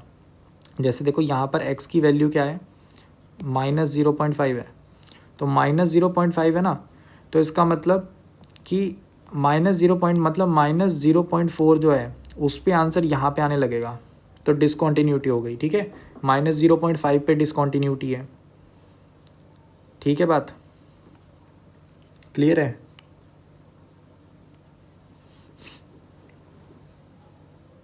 ठीक है ना, थोड़ा सा भी करोगे वो उधर चल जाएगा। ठीक है ना, वैल्यू उधर चले जाएगी, सिंपल।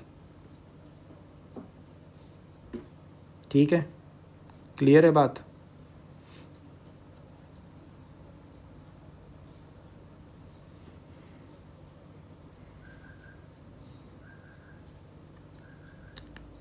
तो चलो, ये अपना अगला क्वेश्चन है। बहुत ही सिंपल क्वेश्चन है, थोड़ा हिंट दूंगा, अपने आप कर लोगे।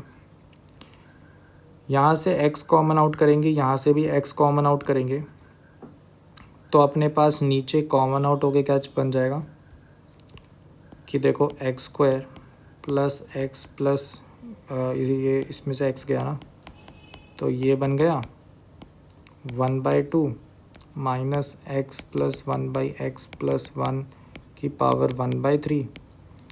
और क्योंकि यहाँ से जो कॉमन आउट होगा वो x की पावर 1/3 बन जाएगा बाहर जाके, और यहाँ पे x की पावर 1/2, तो बाहर की चीज़ें सेम बनेंगी, x की पावर 5/6। ठीक है ना, ये कॉमन आउट हो गया।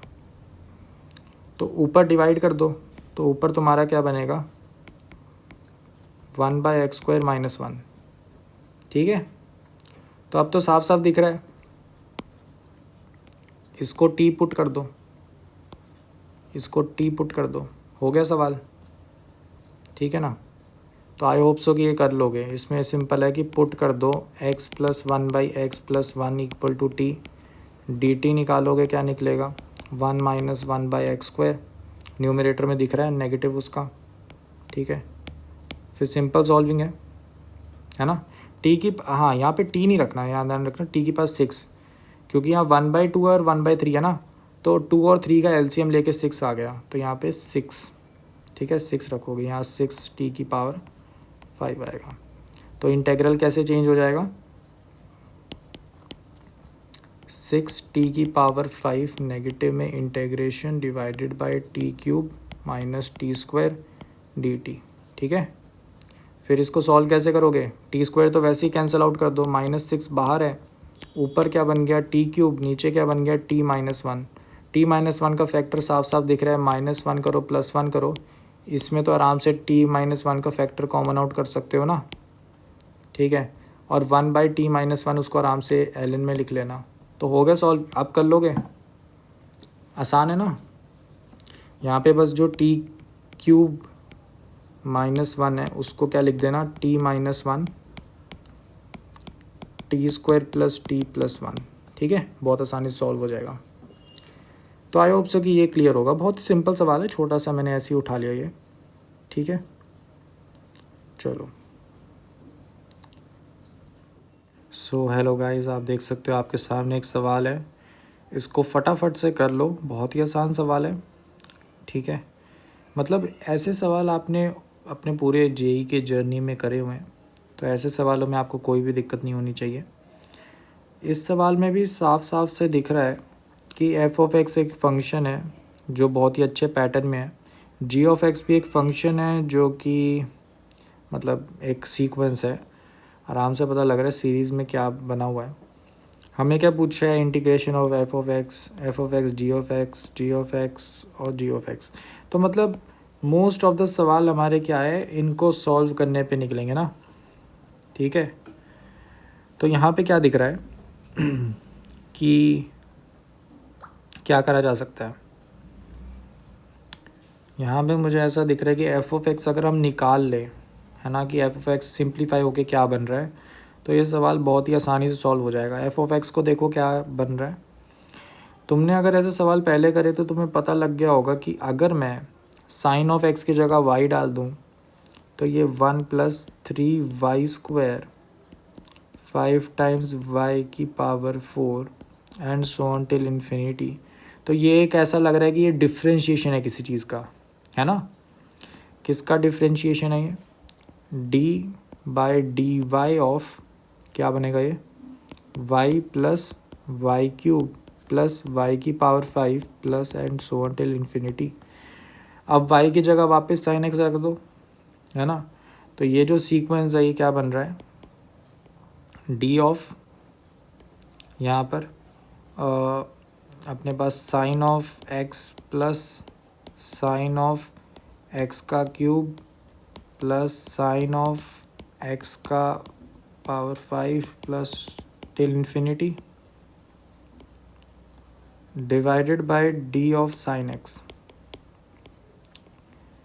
ठीक है ना।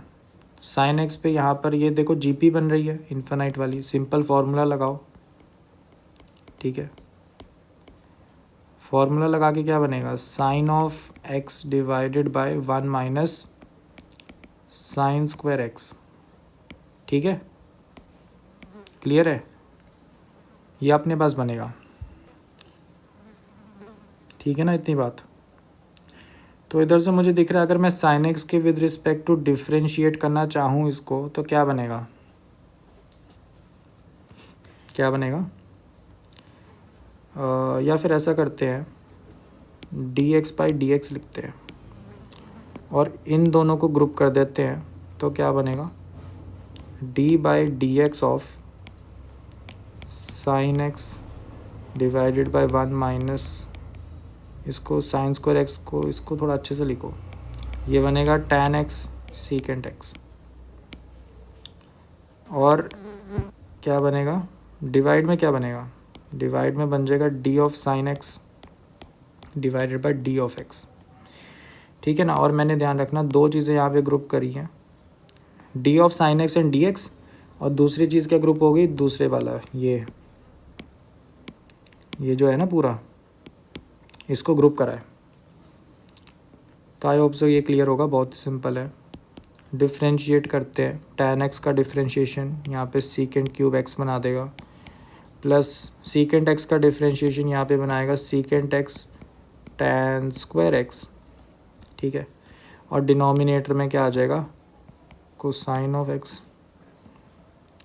तो यहाँ पे अगर मैं सीकेंट में ही कन्वर्ट करूँ तो ये क्या बनेगा, सीकेंट स्क्वायर x को कॉमन आउट करा तो यहाँ बन गया secant square x plus tan square x, ठीक है। ये मेरे पास बन गया। तो जैसे ही एफ ऑफ एक्स निकल गया, ये एफ ऑफ एक्स है ना मेरा, तो एफ ऑफ एक्स तो निकाल लिया है ना। अब क्या करना है, इसको इंटीग्रेट करना है। इंटीग्रेट कर दो, F of x D x. Integration यहाँ पे क्या बना, सीकेंट स्क्वायर एक्स, अंदर वाले सीकेंट स्क्वायर एक्स को टैन में कन्वर्ट करा, 2 टाइम्स टैन स्क्वायर एक्स -1 या +1, ठीक है ना, +1 डी एक्स। तो यहाँ दिख रहा है टैन एक्स को अगर टी पुट करूँ तो आराम से बन रहा है। तो 2t स्क्वायर +1 डी टी, यहाँ पर क्या बन गया, 2t³ divided by 3 plus T plus constant of integration, T की जगह टैन एक्स रख दो, तो 2/3 टैन ऑफ एक्स का cube plus tan of X plus constant of integration. Option क्या कह रहा था, सेम ही कह रहा था, ए ऑप्शन सही है। बी ऑप्शन चेक करते हैं। अब जी ऑफ एक्स निकालना पड़ेगा। तो यहाँ पे जी ऑफ एक्स निकालना है ना। जी ऑफ एक्स का यार आपको याद होना चाहिए यहाँ पे तो फॉर्मूला, ये जो जी ऑफ एक्स है ये तो आपको याद होना चाहिए। आपने एक चीज़ पढ़ी होगी, लिख देता हूँ, cos of A plus cos of A plus D plus dot dot dot plus A of, यहाँ पे cos of A plus n-1 into D. इसको हम डायरेक्टली क्या लिख सकते हैं कि ये sine of ND/2 divided by sine of D/2 और मल्टीप्लाई में cos of A plus n-1/2 D. याद है ये, या फिर इसको याद करने का आसान तरीका क्या है, 2 मल्टीप्लाई कर दो, ये बन गया। तो न्यूमरेटर कैसा लग रहा है कि फर्स्ट और लास्ट टर्म ऐड कर दी है एपी की, ऐसा वाला है ना। तो ये थोड़ा अच्छा बन जाता है ये वाली चीज़। ये वाली चीज़ कैसी है कि A1 और AL जो लास्ट है उसको ऐड कर दिए है ना। तो ये अच्छा बन जाता है। बाकी ये फॉर्मूला है, इसमें साइन वाला जो फॉर्मूला है उसमें एक ही चेंज है कि अगर सारे साइन है ना, साइन है एपी में एंगल्स वाले, तो यहाँ पे बस चेंज ये होगा, इस कॉस की जगह साइन रख देना, ठीक है। सेम ही है फॉर्मूला। तो हमने ये तो पढ़ लिया। अब हम इस सीरीज़ को अगर देखें, ये सीरीज़ को, यहाँ पे जो फर्स्ट टर्म है ए वो अपना 1 है, एक्स लगा लो, एक्स है, और जो हमारा कॉमन डिफरेंस है वो 2x का है।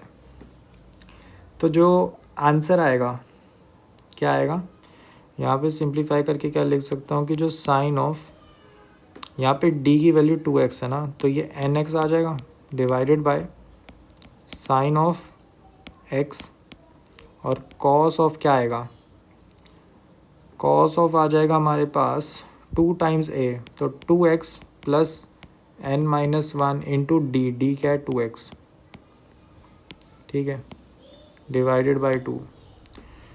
तो यहाँ पे मुझे दिख रहा है 2x अगर मैं कॉमन ले लूँ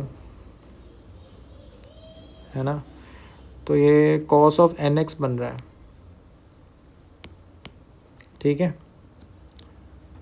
ठीक है। तो ये बन गया अपने पास।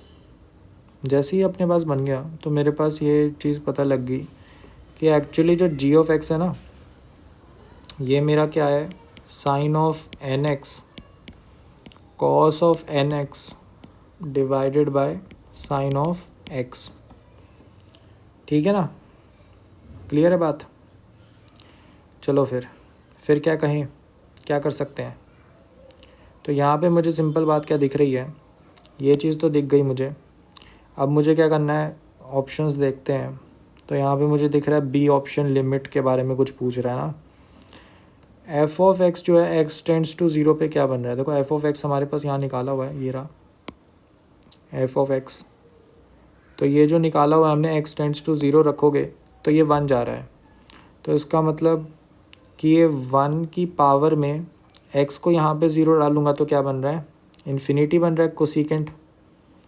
और g ऑफ x में अगर 0 डालूँगा तो क्या बन रहा है, 0 डालूँगा g ऑफ x में तो ये मेरा n बन रहा है, n बन रहा है, हाँ n बनेगा।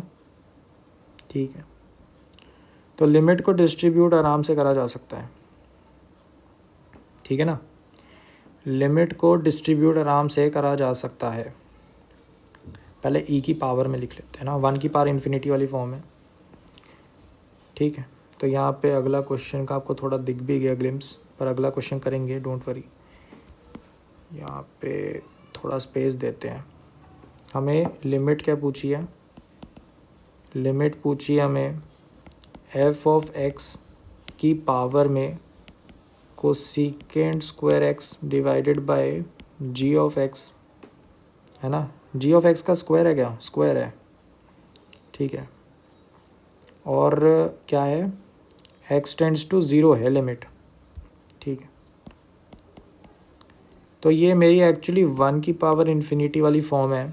अगर तुम इन दोनों हिस्से को देखोगे, ये इन्फिनिटी जा रहा है, ये 1 जा रहा है।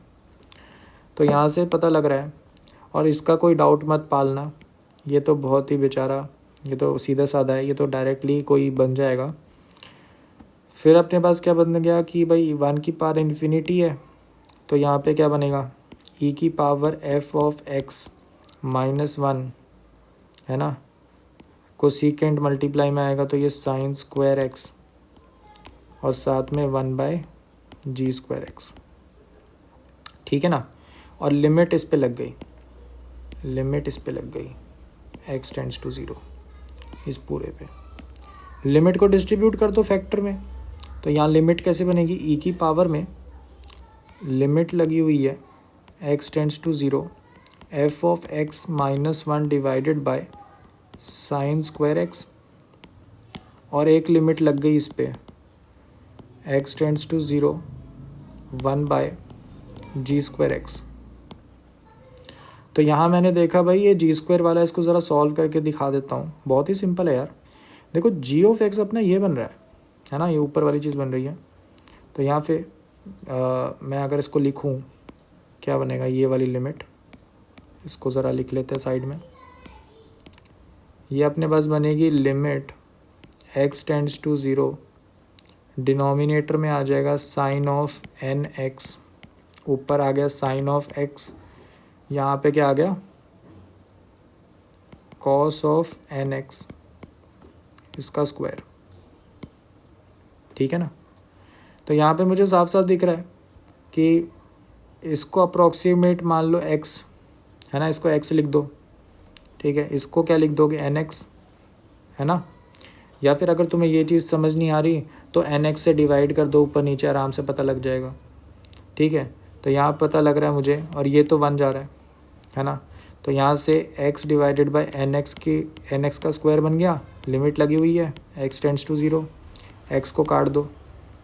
ठीक है, तो यहाँ से क्या बना, 1 बाई एन स्क्वायर आ गई वैल्यू।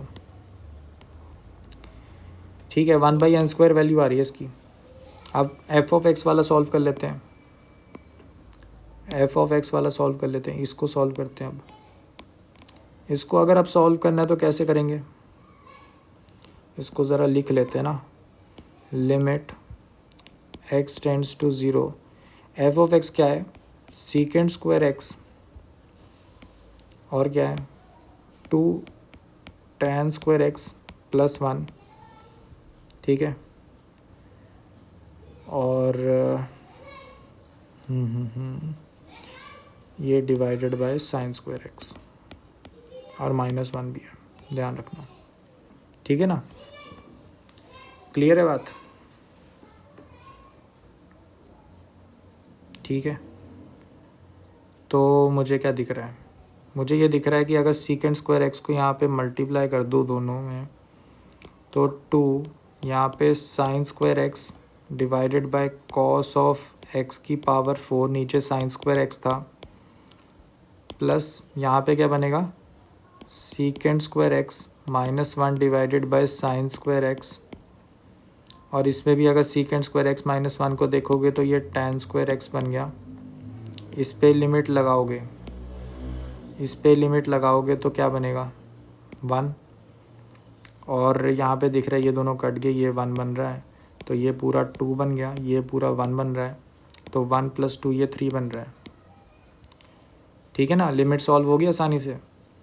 तो यहाँ पे आंसर क्या आ गया, दोनों को कंबाइन करा, e की पावर 3/n² आ रहा है। क्वेश्चन क्या कह रहा था, क्वेश्चन कह रहा था, हाँ ठीक है, ये सेम कह रहा है, ठीक है ना, सिंपल है। तो हमें क्या कहा है, अगला इंटीग्रेशन करनी है, ठीक है, मैक्सिमम वैल्यू बता दो, मैक्सिमम वैल्यू पूछ रहा है। चलो ठीक है, n टर्म्स हैं, हमें n+1 टर्म्स की जो सीरीज़ है उसको माइनस करना है n टर्म्स की सीरीज़ से। तो यहाँ पे बेसिकली जो ये इंटीग्रेशन है ये कैसे बन जाएगा, जो लास्ट टर्म होगी n+1 वाले टर्म की, है ना। तो लास्ट टर्म क्या होगी n+1 वाले की, देखो सीरीज़ क्या चल रही है 2n-1, ठीक है, जो n है वो नेचुरल नंबर है, ऐसे चल रहा है ना, n की वैल्यू 1 डालोगे 1 आ गया, 2 डालोगे 3 आ गया, तो ऐसी n+1, तो n+1 डालोगे यहाँ पे, ये क्या बन जाएगा, हाँ 2n+1, तो ये cos of 2n+1 times x dx इसकी इंटीग्रेशन है, ठीक है ना। तो इसको डायरेक्टली कैलकुलेट कर लो, क्या बनेगा कि ये sine of 2n+1 times x divided by 2n+1, इसकी वैल्यू 0 से π/2, 0 पे वैल्यू 0 है, π/2 पे देखते हैं, तो sign of 2n+1 π/2 divided by 2n+1। तो यहाँ पे हमें मैक्सिमम वैल्यू पूछी है। मैक्सिमम वैल्यू तो देखो साइन की यहाँ पर वैल्यू एक ही हो सकती है, यहाँ पर यही हो सकती कि या तो 1 होगा या -1 होगा, तो मैक्स करना है तो -1 तो करूँगा नहीं, 1 करूँगा, तो ये वैल्यू तो डायरेक्टली 1 बन गई, ठीक है ना, ये तो 1 बन गया। तो अब मेरे पास क्या बचा, 1 डिवाइडेड बाई 2n+1, इसको मैक्स करना है, तो n की वैल्यू क्या होनी चाहिए। तो यहाँ पे बेसिक सी बात है, अगर मैं n को 1 रखता तो 3π/2 बनता ऊपर साइन में, है ना। तो n को 1 नहीं रख सकता, n की वैल्यू मुझे 1 से 6 तक कोई भी नेचुरल नंबर लेनी है, लेकिन 1 अगर मैं रख दिया, है ना, तो यहाँ पे क्या आएगा 1/3, लेकिन 1/3 नहीं आना चाहिए था, क्योंकि मैं यहाँ पे ध्यान रखो साइन को 1 ले रहा हूँ, तो साइन 1 नहीं बनेगा, ये साइन के अंदर वाला एंगल 3π/2 बन जाएगा, जिससे आंसर -1 आएगा, तो वो नहीं बनेगा। तो इसका मतलब ये 1 नहीं ले सकता, मैं n की वैल्यू अगर 2 लूँगा, है ना, तो क्या होगा, न्यूमरेटर 1/1 ही बनेगा न्यूमरेटर, और जो नीचे डिनोमिनेटर है वो 5 बन जाएगा। और ध्यान रखना नीचे डिनोमिनेटर में है वो क्वांटिटी जितनी ज़्यादा होगी उतना नंबर कम हो जाएगा, तो यहाँ पे बस इसको मिनिमाइज़ करना था और इसको 1 रखना था, ये कंडीशन है। तो यहाँ से दिख रहा है 1/5 मैक्सिमम होगा, तो सी ऑप्शन भी सही है, ठीक है। फिर अपने पास लास्ट ऑप्शन बहुत ही आसान है, इसको ज़रा मैं इंसर्ट करके स्पेस दिखा देता हूँ। देखो बहुत ही सिंपल है, लास्ट वाला क्वेश्चन क्या कह रहा है, g(x) = 0 फॉर n = 4। तो g(x) अपने पास क्या आएगा, sine of 4x cos of 4x divided by sine of x = 0। इसके सोल्यूशन बताने हैं, सिंप्लीफाई करो, तो यहाँ पे साइन 4x को हाफ में तोड़ो, फिर साइन 2x को हाफ में तोड़ो, तो उधर से क्या आएगा 2 times cos of x cos of 2x cos of 4x equal to 0। ठीक है, तो मुझे इसको सॉल्व करना है। यहाँ से 3 चीज़ें निकलती है, cos of x equal to 0 के सोल्यूशन, या फिर cos of 2x equal to 0 के सोल्यूशन, और cos of 4x equal to 0 के सोल्यूशन। तो cos of x equal to 0 के सोल्यूशन फॉर्म 0 टू पाई। ठीक है, तो यहाँ पे पता लग जाता है कि x इक्वल टू π/2 पे होता है ना।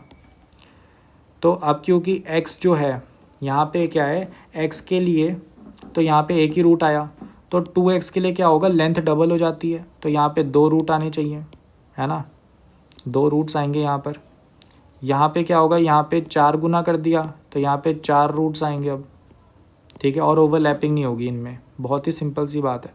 अगर तुम्हें निकालना निकाल के देख सकते हो। तो ये 4 + 2 + 1, तो जो 7 आ रहे हैं सोल्यूशंस, तो 9 तो नहीं आ रहे, गलत है डी ऑप्शन। तो आई होप सो कि ABC इसका करेक्ट ऑप्शन है। आई होप सो कि आप लोगों ने कर लिया होगा इस सवाल को। काफ़ी सही सवाल है, अच्छा सवाल है, काफ़ी चीज़ें इसमें रिवाइज हो जाती हैं। सो ये हमारा लास्ट क्वेश्चन है आज के सेशन का, एरियाज़ का सवाल है। ठीक है, तो यहाँ पे हमें बेसिकली कहा क्या है, एक एरिया बाउंड करा हुआ है, यहाँ पर एक डेफिनेशन गिवन है सेट की। तो हमें क्या बोला है, हमें बोला है ग्रेटेस्ट इंटीजर फंक्शन है, फ्रैक्शनल पार्ट है, देन फाइंड करो A3 और A6 को। ठीक है, मतलब हमें बेसिकली n की वैल्यू यहाँ पे 3 और 6 गिवन है, 2 सिनेरियोज़ हैं। हम इन जनरल सॉल्व कर लेते हैं इस सवाल को। देखो सब काफ़ी अच्छा सवाल है ये। इसमें जो फंक्शन है ध्यान से देखो, greatest integer function of x plus square root of fractional part of x। ठीक है, क्लियर है बात। तो अगर मैं बात करूं x जब 0 से 1 के बीच में होगा, ठीक है, इंक्लूडिंग 0 नॉट 1, तो उस सिनेरियो में बहुत ही सिंपल सी बात क्या पता लग रही है, उस सिंपल बात क्या है कि इसकी वैल्यू क्या हो जाएगी, 1 हो जाएगी, और इसकी वैल्यू क्या हो जाएगी, x हो जाएगी। तो इस सिनेरियो में ये रूट x के ग्राफ को रेप्लिकेट करेगा। ठीक है बात। फिर 1 से 2 तक के सिनेरियो में क्या होगा कि ये जो ग्रेटेस्ट इंटीजर फंक्शन है इसकी वैल्यू 2 हो जाएगी, और ये वाला जो सिनेरियो है यहाँ पे square root of fractional part of x है, तो यहाँ पे 1 - x ऐसे एक्ट करेगा ये। ठीक है ना, क्लियर है बात।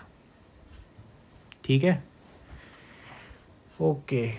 सो अब तुम अगर इसका ग्राफ बनाने की कोशिश करोगे ना तो बहुत इंटरेस्टिंग बनेगा। वैसे 2 से 3 तक भी देख लो, 3 तक क्या होगा, ये वाला 3 बन जाएगा, और यहाँ पे ये actually square root of 1 - 2 - x की तरह बिहेव करेगा। ठीक है, तो ये एक्चुअली फंक्शन क्या बनेगा, 3 plus square root of 2 - x, और यहाँ पे ये बन जाएगा 2 plus square root of 1 - x। तो इसको ज़रा ड्रॉ करने की कोशिश करो, ग्राफ काफ़ी अच्छा बनेगा इसका। तो यहाँ पे मैंने यहाँ पे y एक्सिस खींच दी, यहाँ पे हमने क्या करा, x एक्सिस खींच दी। तो 0 से 1 तक, फिर 2, फिर 3, और ये चलता जाएगा। तो यहाँ पे दिख रहा है ये तो सीधा रूट x का ग्राफ था। ठीक है, 1 पे अभी ओपन रखते हैं। यहाँ पर वैल्यू क्या आ रही थी, यहाँ पे वैल्यू आ रही थी 1। ठीक है, ये अपने पास 1 तक का सिनेरियो हो गया ग्राफ। फिर हम लिखते हैं 2 प्लस, ठीक है, 1 - x। क्लियर है।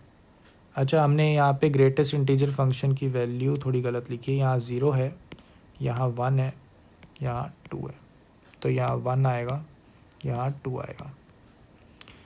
ठीक है बात, ठीक है ना। तो मेरे पास सिनेरियो क्या आ गया, ये x-1 आएगा, x-1, यहाँ x-2, यहाँ x-2, यहाँ x-1। तो यहाँ पे सिनेरियो क्या है, बहुत ही सिंपल है। सिनेरियो बहुत ही सिंपल है। क्या हो रहा है कि यहाँ पे अब जो ग्राफ है x=1 है ना, यहाँ पे इंक्लूड करा है मैंने। तो अगर 1 डालूंगा तो वैल्यू 1 ही आ रही है, तो यहाँ पे ये फिल हो गया। और यहाँ से फिर रूट एक्स जैसा बिहेवियर चलेगा 2 तक। फिर यहाँ पे कौन सी वैल्यू पहुँच गए तुम, 2, है ना। तो यहाँ पे तुम्हें दिख रहा होगा कि बस शिफ्टिंग हो रखी है वैल्यूज़ की। अब देखो 2 से 3, देखो 2 से 3 क्या होगा, ये पहले तो फिल हो गया और फिर ऐसे रूट एक्स जैसा बिहेवियर जाएगा 3 तक। और क्योंकि 3 भी इंक्लूडेड है, लेट से A3 तक कर रहे हैं ना कैलकुलेट, तो 3 भी इंक्लूडेड है ना, तो ये भी फिल हो गया। तो यहाँ पे मुझे A3 तो कैलकुलेट कर लिया, लेकिन मुझे एक्चुअली ना एक इन जनरल पैटर्न दिख गया। पता है क्या, ये 3 तक हो गया। तो मुझे बेसिकली क्या करना है कि यहाँ पे मैं 2 डब्बे बना सकता हूँ, और इस बॉक्स का जो ये बी लिख रहा हूँ मैं, ये बॉक्सेस का एरिया सेम होगा, ठीक है, ड्यू टू सिमेट्री। और जो ये ए करके मैं जो लिख रहा हूँ, ये वाले कर्व्स भी सेम एरिया के होंगे, ठीक है, जो ये बॉक्स है। तो दिस मीन्स कि मैं ए और बी की वैल्यू निकाल लूँ तो इन जनरल ए एन के लिए मैं एरिया लिख सकता हूँ। कैसे लिख सकता हूँ कि भाई अगर अकेला 0 से 1 तक की बात करो तो एक ए है, यहाँ पे क्या है a प्लस बी है, यहाँ पे क्या है a प्लस 2b है ना। क्लियर है बात। तो इसका मतलब अगर मैं 3 तक जा रहा हूँ तो उसकी लास्ट टर्म यहाँ पे 3 - 1 टाइम्स b बन रही है। तो this means this is a AP, और इन सबको ऐड करना है। तो इसका मतलब हुआ कि भाई अगर मैं समेशन करूँगा तो ये एक सम ऑफ AP होगा। सम ऑफ AP है तो डायरेक्टली फार्मूला लिख सकते हैं n/2, यहाँ पे क्या आ जाएगा 2 times capital A plus n-1 times capital B। तो ये अपने पास आ जाएगा AN, जो कि एरिया ऑफ एनी n तक है। A का हमें यहाँ पर एरिया निकालना है और B की वैल्यू निकालनी है। B की वैल्यू साफ है, ये एरिया निकालना है ना तुमने, ये एरिया निकालना है ना तुमने। ये जो एरिया है एक स्क्वायर है विद साइड लेंथ 1, तो ये तो B की वैल्यू तो 1 है सीधा। A की वैल्यू कैसे निकालोगे, 0 से 1 इंटरवल में देखो, इंटीग्रेशन ऑफ 0 से 1 रूट एक्स dx, ये है ये वैल्यू, ठीक है। तो यहाँ से इसकी वैल्यू क्या आ गई, ये आएगा x की पावर 3/2, यहाँ पे 2/3 आ जाएगा। इस पे वैल्यू डालोगे 0 से 1, तो यहाँ पे जो आंसर है 2/3 आ गया। तो A की वैल्यू 2/3 है। तो यहाँ से तुम्हारे पास आ गया AN जो है वो n/2 4/3 प्लस n-1, ठीक है। तो ये अपने पास n प्लस 1/3 टाइम्स n/2, ये अपने पास AN का इन जनरल एरिया का फॉर्मूला आ गया, जो कि हमने डिराइव कर लिया। अब हमें पूछा क्या था, A3 प्लस A6, तो ये अपने पास क्या आएगा 3/2, यहाँ पे क्या आएगा 3 प्लस 1/3 प्लस 6/2, 6 प्लस 1/3। तो यहाँ पे हम क्या करेंगे, डायरेक्ट हो जाएगा। ये अपने पास कितना आ गया, ये अपने पास आएगा 19, है ना, 6/2 19 आ गया। यहाँ पे क्या दिख रहा है, ये कितना आ गया 10, 2 और 3 कट गया, 2 कटेगा 5, तो कितना बन रहा है ये 24 आ रहा है, ठीक है। तो आई होप सो कि आपको समझ आ गया होगा। ये लास्ट वाला क्वेश्चन भी हमने काफ़ी सिमेट्री से निकाल लिया इसको, एंड इसके साथ ही हमारे जो सारे क्वेश्चंस है वो एंड हो जाते हैं। आज के क्वेश्चंस थोड़े इजी थे पहले वालों से, है ना, पिछले सेशन से। इस बार जो क्वेश्चंस थे वो वार्म अप टाइप थे कि तुम्हें प्रैक्टिस हो जाए। एक्चुअली आसान सवाल भी आने हैं और उनमें गलतियाँ हो सकती है, जैसे हमने पहले सवाल में देखा था। पहले सवाल में कॉमन रेशियो उल्टा आना था, रेशियो है ना, रेसिप्रोकल था आंसर। तो ऐसी छोटी छोटी गलतियाँ हो जाती है सवालों में, इसलिए प्रैक्टिस ज़रूरी होती है। तो ये problem solving session I hope so helpful रहा होगा।